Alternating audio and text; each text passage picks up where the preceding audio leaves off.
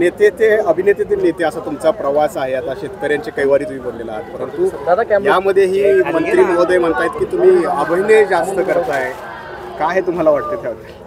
मला वाटतं राजकारणात येऊन अभिनय करण्यापेक्षा आणि शेतकऱ्यांचा खोटा कैवार दाखवण्यापेक्षा शेतकरी बांधवांचा जो आक्रोश आहे हा पोचवण्याचा हा प्रामाणिक प्रयत्न करतो. आणि मी माननीय मंत्री महोदयांचं मनापासून आभारी आहे की आपण या शेतकरी मोर्चाची, या शेतकरी आक्रोश मोर्चाची दखल घेतात. पण त्याचवेळी ही सुद्धा सर्वसामान्य शेतकऱ्याची अपेक्षा आहे की या संदर्भामध्ये कुठेही विषयांतर करणारी टीका टिप्पणी करण्यापेक्षा आपण शेतकऱ्यांचे हे जे मुद्दे आहेत, कांद्याच्या निर्यात बंदी संदर्भात आपण ठामपणे केंद्र सरकारला सांगणार आहात का, हा कळीचा मुद्दा आहे. आमच्या शेतकऱ्यांना खाजगी आणि शासकीय अशा दूध संस्थांचा भेदभाव न करता सरसकट 5 रुपये अनुदान देणार आहात का, हा कळीचा मुद्दा आहे. आमच्या बिबटप्रवण क्षेत्रामध्ये 3 फेज लाईट ही दिवसा देणार आहात का, हा कळीचा मुद्दा आहे. आणि माननीय मंत्री महोदयांनी आपल्या पदाचा वापर हा वैयक्तिक टीका टिप्पणीपेक्षा हा शेतकऱ्यांचे प्रश्न सोडवण्यासाठी करावा, एवढीच आमची मागणी आहे. हसन मुश्रीफ म्हणताय की तुम्ही दादांची फसवणूक केली. कोण? नाही, माझं मुश्रीफ साहेबांशी अजून बोलणं झालेलं नाही आहे. आणि जर त्याचा काही गैरसमज झाला असेल तर मी तो नक्कीच हा दूर करेल. आणि मुश्रीफ साहेबांना कदाचित या सगळ्या गोष्टी ठाऊक नसतील. मी आदरणीय मुश्रीफ साहेबांना एवढंच सांगू इच्छितो की आदरणीय मुश्रीफ साहेब, आदरणीय शरदचंद्रजी पवार साहेबांनी जो एक विश्वास टाकला, जो विश्वास ठेवला, माझ्यासारख्या कोणतीही राजकीय पार्श्वभूमी नसलेल्या सर्वसामान्य मध्यमवर्गीय कुटुंबातल्या मुलाला देशातल्या संसदेमध्ये खासदार म्हणून पाठवलं. या कृतज्ञतेमध्ये, या निष्ठेला जपणं आपण फसवणूक म्हणत असाल तर मला बहुतेक निष्ठा या शब्दाचा नवीन शब्दकोशातला अर्थ शोधावा लागेल. आपण हा मोर्चा सुरू केला आणि भाजपकडनं तुमच्यावरती टीका होऊ लागली. दुसरीकडे गडकरी साहेब मात्र शरद पवारांचं कौतुक करतायत. पवार साहेबांसारखा नेता आत्ता तरी नाही आहे असं ते म्हणतात. काय नेमकं घ्यायचं जनतेनं यातनं? हे बघा, आदरणीय नितीनजी गडकरी साहेबांविषयी हा प्रत्येकाच्याच मनात, संपूर्ण देशाच्या मनात हा नितांत आदर आहे. म्हणजे शिरूर लोकसभा मतदारसंघात सुद्धा तब्बल 19,500 कोटी रुपयाच्या प्रकल्पाची निविदा, एकूण 3 हायवेज म्हणजे वाघोली ते शिक्रापूर असेल, तळेगाव चाकण शिक्रापूर असेल, नाशिक फाटा ते चांडोली असेल, याला गडकरी साहेबांनी मान्यता दिली आणि याची निविदा प्रक्रिया सुरू केलेली आहे. गडकरी साहेबांचं संसदेमध्ये जेव्हाही गडकरी साहेब बोलायला उभे राहतात, मी आज तागायत 4.5 वर्षामध्ये गडकरी साहेबांच्या विरोधात एक शब्दही कुणाला बोलताना ऐकलं नाही. इतकं सर्वसमावेशक पद्धतीनं गडकरी साहेब काम करतात आणि त्यामुळे गडकरी साहेबांचा मी काय असं म्हणतो उनकी बात ही अलग आहे.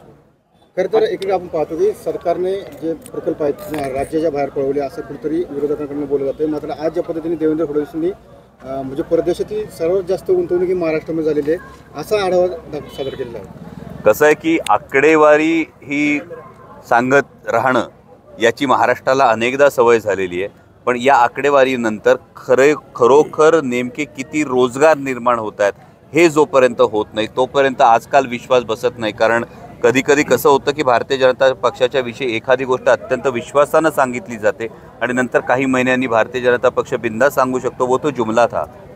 हा अनुभव हा देशाला आहे. त्यामुळे माननीय देवेंद्रजींनी जी काही आकडेवारी सांगितली, एवढे उद्योगधंदे आले असतील तर 100% यासाठी मनापासून अभिनंदन आहे.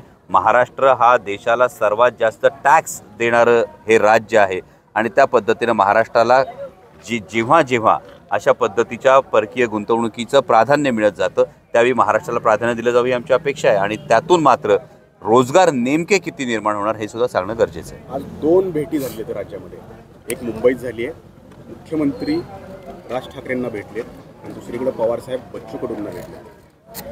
काय या भेटीमागचं रहस्य दिसते तुम्हाला? 2 अशा वेगवेगळ्या भेटी होत आहेत. मी संपूर्णपणे तुम्ही पाहतात शेतकरी आक्रोश मोर्चातच आहे त्यामुळे या भेटींच्या मागे काय स्टोरी हे मला माहीत नाही. पण मला असं वाटतं की या भेटी राजकारणातली ही सुसंस्कृतता ही जपली गेली पाहिजे. हे राजकारणाच्या पलीकडचे कधी कधी संबंध असतात, हे जपले गेले पाहिजेत आणि हे सुसंस्कृत राजकारणाचं जर याने वाढ होत असेल तर ती चांगली गोष्ट आहे. पंतप्रधान नरेंद्र मोदी 12 जानेवारीला नाशिक दौऱ्यावर येऊ शकतात. तशा प्रकारची पावलं जी आहेत ती उचलली जात आहेत. तुमचा हा मोर्चा सुरू आहे. अनेक प्रश्न जे आहेत ती थेट केंद्र सरकारशी निगडीत आहेत. आपण त्या ठिकाणी जाणार आहात. आपण इथं ते येत आहेत तर शेतकऱ्यांचे प्रश्न त्यांच्यासमोर. माननीय पंतप्रधान संसदेतच आम्हाला फारसे दिसले नाहीत आणि संसदेत जेव्हा आम्ही बोलायला गेलो तेव्हा आमची तोंड बंद केली. मला वाटतं आपल्या माध्यमांनीच ही बाजू लावून धरावी. माननीय पंतप्रधानांसमोर जेव्हा जेव्हा संधी मिळेल पुढच्या अधिवेशन काळात सुद्धा पुन्हा हे प्रश्न तोपर्यंत जर सुटले नाही तर ते सोडवण्यासाठी आवाज हा नक्की उठवला जाईल.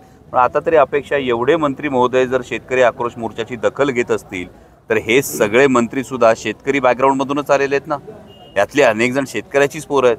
त्यामुळे कुठेतरी ज्या काळ्या आईचे आपण कृतज्ञ आहोत त्या काळ्या आईची सेवा करणाऱ्या बळीराजासाठी स्वाभिमानानं महाराष्ट्रातले छत्रपतींचे मावळे जरी मंत्रिपदावर बसले असले तरीसुद्धा ते स्वाभिमानानं उभे राहतील आणि शेतकऱ्यांची बाजू ठामपणे मांडतील अशी महाराष्ट्राला अपेक्षा आहे. त्यांचे वाढलेले दौरे मग आपण त्यातनं अर्थ काय घ्यायचा आहे? शक्यतो सहजा असं दोन गोष्टी अशा म्हटल्या जातात की माननीय पंतप्रधानांचे जेव्हा दौरे वाढतात तेव्हा त्या राज्यातल्या निवडणुका लागलेल्या असतात, असा आत्तापर्यंतचा अनुभव आहे.